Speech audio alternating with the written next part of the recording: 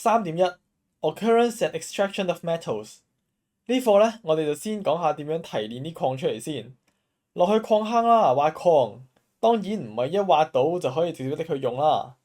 礦物本身呢，就唔一定係純淨嘅，通常會係啲 metal compound 夾雜住啲 oxide、sulfide、carbon 嚟嘅。所以我哋之後呢，仲要額外去做 extraction，去將純金屬靚一靚咁提煉出嚟。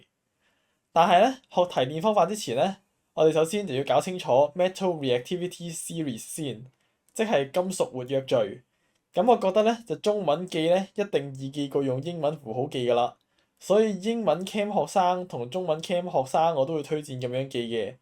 鉀鈉鈣鎂鋁、鋅鐵鉛銅汞、銀鉑金。咁越左邊嘅，例如 potassium 就越高 reactivity，中意同人反應、中意同人互動嘅 E 人嚟嘅。而越右邊嘅，例如 gold 就越低 reactivity，遠離煩囂、不問世事、好超嘅 I 人嚟嘅。咁金屬個 reactivity 越高嘅時候呢，佢就越黐身，中意纏住啲 oxide、sulfide、carbonate 去 form stable compound 嘅，攬住唔放嘅。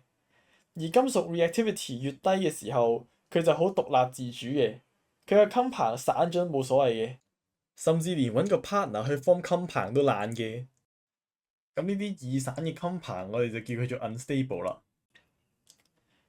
咁啱啱了解完 metal reactivity 同埋 metal compound stability 之後呢，終於可以開始講 metal 嘅提煉方法啦。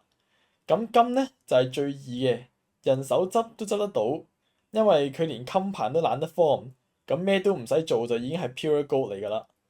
咁之後就到 reactivity 高少少嘅呢批 metals 啦。咁佢哋係以 metal compound 嘅形式存在的話，咁就燒一燒佢，令佢分解，咁就有純金屬啦。再高啲 reactivity 呢一批呢，就同樣地都係加熱燒佢嘅，但係個 heating 呢係升級版嚟嘅，咁我哋就額外加啲碳落去幫手推佢一把，因為佢 reactivity 高咗嘅時候，個 compound 就會越難拆㗎嘛，係咪？咁最後呢，就到 reactivity 最高呢一批啦，咁就靠最高級最貴嘅方法 electrolysis of molten ore 去暴力拆解佢啦。